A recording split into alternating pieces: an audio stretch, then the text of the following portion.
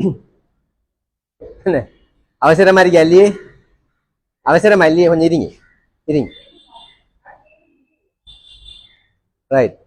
அனைவருக்கும் அஸ்ஸலாமு அலைக்கும் வரஹ்மத்துல்லாஹி வபரகாத்துஹு. வணக்கம், ஐபுவான். இன்றைக்கு நாங்கள் அந்த வளமே அந்த கிளினிக் மருந்துகள் இருக்குங்கானே, ரைட். அப்போ கிளினிக் சம்மந்தமாக தான் தொடர்ச்சியாக காய்ச்சி வந்து இப்போ நேற்று ஒரு பேஷண்ட் வந்துச்சு. மகளை கூட்டிட்டு உமா வார மருந்து எடுக்க. மகளுக்கு 33 வயசு, டீச்சர் ஒன்று, சரியா? உமாவுக்கு 62 வயசு. வந்து யாருக்கு மருந்து எடுக்காங்கன்னா மகளுக்கு தான். 33 வயசு மகளுக்கு. வருத்தம் வேண்டா, இடுப்பு நோவும் முழங்கால் நோவும், இதான் வருத்தம், சரியானே? அப்போ இது வந்து இப்போ இது இப்போ கொமன். இது வந்து வீடுகளில் வந்து இப்போ வயசு நாட்கள்லாம் ஆரோக்கியமாக இருக்காங்க. வீடுகளில் தாய்மாரெல்லாம் நல்ல ஹெல்த்தியாக இருக்காங்க, ஆரோக்கியமாக இருக்காங்க. இந்த பிள்ளைகள் எல்லாம் வந்து வருத்தக்காரர்கள் இருக்காங்க. எப்போ வருத்தமாக இருக்காங்க? இளம் வயதுலேயே 30, 28, 35 வருத்தம். நடக்கலா. கொலஸ்ட்ரால் கூட அவளுக்கு. ஆறு இந்த 33 வயசு ஆளுக்கு கொலஸ்ட்ராலும் இருக்கு, நல்ல கொலஸ்ட்ரால். கிட்டத்தட்ட 280, 300 கிட்ட வார அளவு கொலஸ்ட்ரால் இருக்கு. அதோட மூட்டு வருத்தம். இப்போ என்னண்டா நான் சொல்ல வாரது, இப்போ இந்த தாய்மாரெல்லாம் நாட்டுக்கோழியா இருக்காங்க, நாட்டுக்கோழி, சரியானே? இந்த பிள்ளைகள் எல்லாம் வந்து புரோயிலர் கோழி.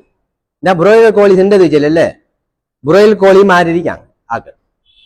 என்ன காரணம் இது? என்ன நடக்குதுன்னா, அந்த தாய் வந்து இப்போ வார பெரிய தாய்மாரெல்லாம் அந்த பிள்ளைகளை வந்து நோகாமக்கு வளர்க்காங்க. அந்த தாயை சொல்றா, அப்ப நாம இவ வேலை செய்யணும் சொல்லிச்சுன்னா, இவ உடம்பு வந்து வேலை செய்யாமக்கு வளர்ந்துருக்கு இந்த உடம்பு.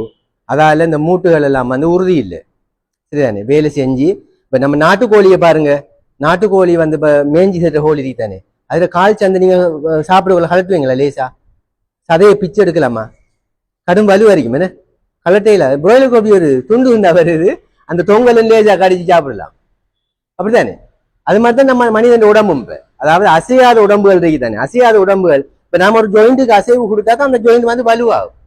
இந்த வலை இழுக்கிறார்கள், தோணி சொல்ற அந்த அப்பா மாதிரிலாம் பாருங்க எப்படி ஆகுது. இன்னமும் 70 வயசு, நான் கடலுக்கு போறேங்க, சரியானே? அவர் தோணியால போறாரு, போய் உழைச்சிட்டு வாரார், சரிண்ணா? அப்ப அந்த அந்த உடம்பு வந்து வலுவாகுது. இந்த ஜாயிண்ட்டுகள்லாம் வந்து ஸ்ட்ராங் ஆகுற என்னன்னு அந்த ஜாயிண்ட்டுகளுக்கு பயிற்சி கொடுத்தாங்க. இப்ப ஜாயிண்ட்டுக்கு ஒரு பயிற்சியும் இல்லையே. வீட்டுகள்ல மெஷின் தானே அரைச்சி தருது, இடிச்சு தருது, ஜோதிச்சு தருது, எல்லாம் செய்யுது. என்ன நம்மளோட ஜாயிண்ட்லாம் அப்படி இருக்கு. வச்சிருந்து போட்டு என்னையும் சின்ன ஒரு வேலையை செஞ்சா மணிக்காட்டு நோவு சார். பபா கிடைச்ச கையை மணிக்காட்ட திருப்பையில என்னன்னு கேட்டா, பபாவை வச்சிருந்தபடி வச்சிருந்ததுல இப்ப இந்த மணிக்காட்டு வருது, நெறியும் வந்துட்டு, சரியான போலே ஒன்று வந்துட்டு வருதுல, அது ஆபரேஷன் திருப்பி, சரியான? இதான் இப்ப நிலைமை. அப்ப அந்த தாய் வந்து நாம என்னையும் அந்த மகளை நீங்க வேலை செய்யணும் சொன்னோன்னா தாயே தடுக்கா.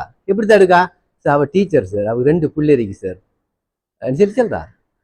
இப்ப நான் நேற்று முந்தின கிளம்பு போனேன். எங்களோட வீட்டுல ஒரு ஃபேமிலி இருக்கு, அவிசாவில் தமிழ் ஃபேமிலி ஒன்று இருக்காங்க. அந்த மனுஷிக்கு வயசு 53, டீச்சர், சரியானே? 3 பிள்ளைகள் இருக்கு, 2 ஆம்பளை பிள்ளையும் ஒரு பொம்பளை பிள்ளையும். எல்லாரும் பெரியாங்க, எல்லாம் படியா கோர்ஸ் செய்யறாங்க, ஹஸ்பண்ட் வெளிநாட்டுல. அப்ப அந்த டீச்சர் வந்து காலத்துல 4 மணிக்கு கிளம்புறா, விடிய கிளம்பி அந்த பிள்ளைகளுக்கெல்லாம் அவவே சமைக்க எல்லாம். நான் அவளுக்கு அட்வைஸ் பண்ண போறோம், சரி? அவ எல்லாம் காலத்தை அவ டீச்சர், அவ காலத்தால சமைச்சு காலை சாப்பாடு, பிள்ளைகளுக்கு சாப்பாடு, பகல் சாப்பாடு எல்லாம் செஞ்சு எல்லாம் வச்சு போட்டு, அவங்களோட அம்மாவும் இருக்கா, வச்சு போட்டு அவன் வேலைக்கு போறா. அப்ப டீச்சர் வந்து இந்த வேலை செய்யலதான். நம்ம ஊர்ல இருக்கிற டீச்சர் இருக்கா தானே, டீச்சர் இந்த டிஓ, சரியானே? என்னன்னு கேட்டா அம்மா சொல்றா, அவ டிஓ சார், அவ வேலைக்கு போகணும் காலத்தால. அவன் எல்லாம் தூங்கி காலத்தால டீ, பெட் டீ, அதுக்கு தான் போற, பெட் காஃபி, பெட் டீக்கு தான் போற. போய் குடிச்சிட்டு சாப்பிட்டுட்டு அவ வெளிக்கிட்டு போய் அங்கேயும் போய் சும்மா அங்கேயும் வேலை, பெரிய வேலை இல்லையே. பழைய கால மாதிரி 8 பாடம் படிப்பிக்கிறதும் இல்லை, பெரிய வேலையும் இல்லை. இப்ப நாங்க நான் ஜாயிரா காலேஜில் படிப்பிச்ச ஒரு 3 வருஷம். அந்நேரம் ஜாயிரா காலேஜில் 4 பாடம், 4 வேலை, பாலியாவோட 4 வேலை, 8 பாடம் படிப்பிக்கிறேன். 9 பாடத்துல 8 பாடம் படிப்பிக்கிறேன், சரியானே? அப்படிதான் அன்னத்துல டீச்சர் மாதிரி படிப்பிச்சேன். இப்ப வந்து 9 பாடம் தான், 4 பாடம் தான் படிப்பிக்கிறேன், அல்லது 6 பாடம் ஃப்ரீ, சரியானே? அப்ப நான் எதை சொல்றேன்னு சொல்லிச்சேன்னா, இப்ப ஏன் இந்த பிள்ளைகள் நாம அந்த கிட்டத்தட்ட நம்ம நோயாளி ஆக்குறோம். இப்ப கடைசியில அவங்க நோயாளி ஆகுறாங்க. அவங்களோட உடம்பு வந்து அந்த ஃபிட் இல்லாம போகுது. அந்த சாப்பிட்ற உணவெல்லாம் உடையுது இல்லை. எல்லாருக்கும் பாருங்க, பெருமளவுக்கு லேடிஸுக்கு எல்லாம் கொலஸ்ட்ரால் 33 வயசு, 35 வயசு, 38 வயசு கொலஸ்ட்ரால் கூட இருக்கு. என்ன சாப்பாடு, என்ன சாப்பிட்ற? ரோல்ஸ், பெட்டிஸ், என்ன சம்சா, இந்த பின்னரம் டெய்லி இந்த சாப்பாடு. அப்ப சாப்பிடு என்ன சாப்பாடு சாப்பிடுறது? அசைவம் இல்லை, உடல் அசைவு இல்லையே. இப்ப இந்த தாய் தான் கடைக்கும் போறா, சரியானே, மார்க்கெட்டு கடைக்கு போறா, சாமான் வாங்குற, பிள்ளைய கொண்டு கிளாஸுக்கு விடுற, டியூஷனுக்கு கூட்டிய போற, கூட்டிக்கார எல்லாம் அந்த தாய். அப்ப தாய்மாருக்கு உண்மையா சொர்க்கம் தான். என்ன சொல்லிச்சுன்னா அப்படி வேலை செய்யறாங்க. அடுத்த மனநோகம் இல்லை, பேசுறதும் இல்லை. அந்த பிள்ளைகளுக்கு மனநோய மாட்டா அவாக எடுத்து போட்டு பபா கடைச்சி பிள்ளை காது கூட்ட கொண்டு வருவாங்க. அது தூக்கி யாரு புள்ளியோட அம்மா தூக்கியாருல்ல, அம்மா தான் தூக்கிட்டு வர. அவ வந்து அப்படி சும்மா நல்ல பொண்ணும் அந்த புது பொண்ணை போல நிப்பாவு. அந்த அந்த உம்மம்மா தான் அந்த பிள்ளையை கொண்டாந்து இருக்கிறேன். ஏன்னா அவங்க பார்க்கவே இல்லை நோவு, காது குத்தக்குள்ள பிள்ளை கத்துமே நோவு. அப்ப வேதனையை பார்க்கலா, வேதனையை தாங்கலா. பிறகு மாப்பிள்ளை ஏசினா எனக்கு அவரு வேணாம், என்ன வேதனை தாங்கி இல்லையே. வீட்டு அம்மா ஏசல்ல, வாப்பா ஏசல்ல, அடிக்கல, வலிங்கிறது சரியா, நோவு சரியா, சீசர் பண்ணி தான் பிள்ளையும் எடுத்து லேபர் ரூமுக்குள்ள போய் ஒரு 4 மணி நேரம் இருந்து வந்தா வேதனை, ஒரு ட்ரைனிங் வந்துடும் ஒரு ஆளுக்கு. என்ன லேபர் ரூம்ல போய் ஒரு பிள்ளைய நாம நோமலா டெலிவரி பண்ணினோம்டா வாழ்க்கையில எல்லா வலியையும் தாங்கின ஒரு தாயா வருவாங்க, சரியானே. இப்ப அதுவும் இல்லை, கொஞ்சம் நோவு எனக்கு ஏலா வெட்டி எடுங்க சார், வெட்டி எடுங்க. ஒரு அரை மணி நேரம் தான் லேபர் ரூம்ல இருக்கிற, ஒரு பிஓஜியில் கையை பிடிக்கிற, டாக்டர் கையை பிடிக்கிற, பிடிச்சி முறுக்கி சார் எனக்கு ஏலா, எனக்கு முக்கியலா, வெட்டி எடுங்க. இதுதான் இப்ப பிரச்சனை, சரியானே. இது எங்க கொண்டு போய் முடியும்னு தெரியாது. எல்லா இளம் ஆக்களையும் வந்து நோயாளியாக்கி இளம் சந்ததி வந்து மரணிக்கிற நிலைக்கு போகுது, சரியானே. இப்ப உலகத்துல ஆய்வு, உலக சுகாதார நிறுவனத்தின் ஆய்வின்படி 2040 4ல் ஒருத்தர் முதியவர்கள் ஆகுறாங்க. 60க்கு மேற்பட்டாக்கள், 60 வயதுக்கு மேற்பட்டாக்கள் எண்ணிக்கை கூட போகுது, முதியவர்கள் எண்ணிக்கை கூட போகுதான். என்ன இள வயதாக்கெல்லாம் மரணிக்காங்க, சரியா. அந்த முதியவர்கள் ஆரோக்கியமா, இப்ப நீங்க நோமலா பாருங்க, முதியவர்கள் என்ன செய்யறாங்க, ஆரோக்கியமான உணவை சாப்பிடுறாங்க. என்ன வீட்டு ஆக்குற இலக்கறியை சாப்பிடுறது, பயத்தங்காய் சுண்டல் சாப்பிடுறது, அதுகளை சாப்பிடுற யாரு, சின்ன மீனை சாப்பிடுறது யாரு, வீட்டுல வயதானாக்கள். இளம்புள்ளையில எதை தங்குது, தனி நோயை தங்குது, என்ன ஃபாஸ்ட் ஃபுட்டை தங்குது, என்ன பதப்படுத்தப்பட்ட உணவுகள் எல்லாம், செயற்கையான குளிர்பானங்கள், அந்த பிஸ்கெட் ஐட்டங்கள், மிக்சர் ஐட்டங்கள், என்ன நொறுக்குத்தி, அவ்வளவும் தனி நோய் தானே. சீனி, பிரஷர், கொலஸ்ட்ரால் அது தானுங்க அதிகமா. அதை வெட்டுற உணவுகளை, ஆரோக்கியமான உணவு வயசானாக்கள் சாப்பிட்றாங்க. அப்ப இது வந்து கடும் டேஞ்சர்ல போய் முடியும். தயவு செய்து இப்ப இந்த இடத்துல பெருமளவுக்கு வயதானாக்கள் இருக்கீங்க, உங்களோட பிள்ளைகளுக்கு கொஞ்சம் நீங்க பழக்குங்க, வேலையை கொடுங்க.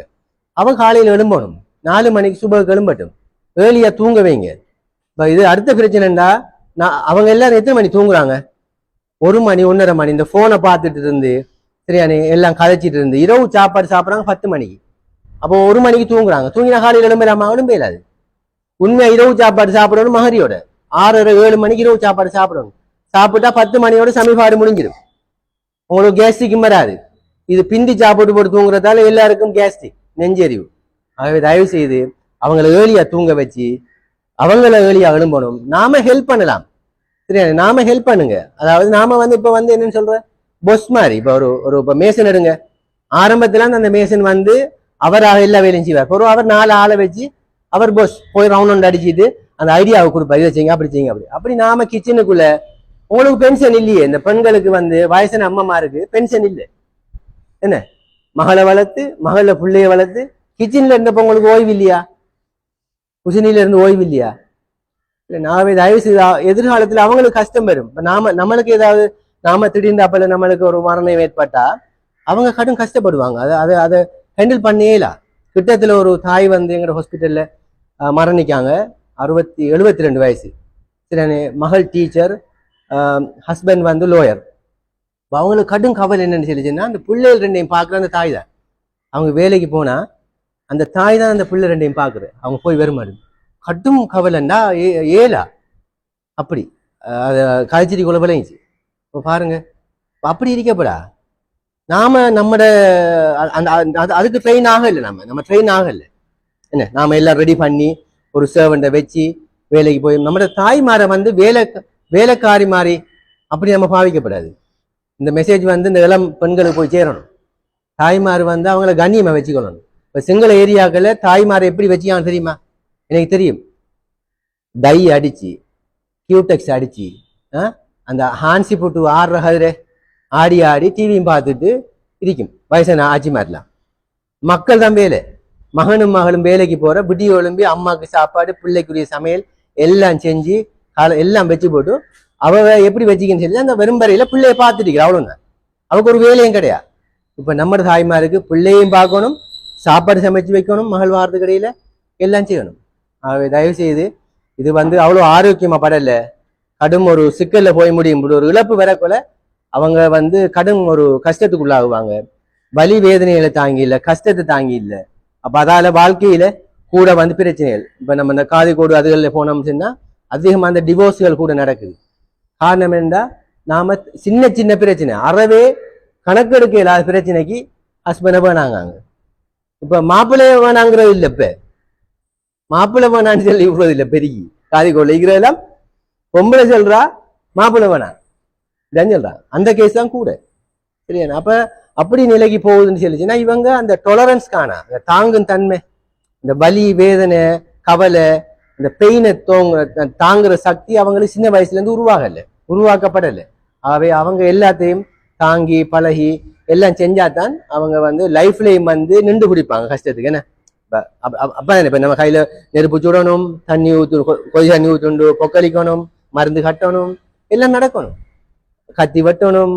என்ன நம்ம வெட்டும் பிள்ளைக்கு வெட்டிட போகுதுன்னு சொல்லி நாம வளர்க்கப்படா வெட்டணும், எல்லாம் மருந்து கட்டணும், தையல் போடணும், எல்லாம் நடக்கணும். அப்பதான் அவங்க இந்த லைஃப்ல ஒரு ஸ்ட்ராங்கான ஆக்களை நின்று பிடிப்பாங்கிறத கேட்டு இப்ப நீங்க இதை பிள்ளைகளை நான் சொன்ன மாதிரி ட்ரெயின் பண்ணீங்கன்னு சொல்லிச்சுன்னா எதிர்காலத்துல அவங்க ஆரோக்கியமா இருப்பாங்க. இல்லைன்னு சொல்லிச்சுன்னா நாமே எல்லாம் அவங்களுக்கு மருந்து எடுத்து கொடுக்குற அவங்கள பாக்குற நிலைக்கு தான் சேரும் ஒழிய அவங்க நம்மளை பாக்குற நிலைக்கு போகாது.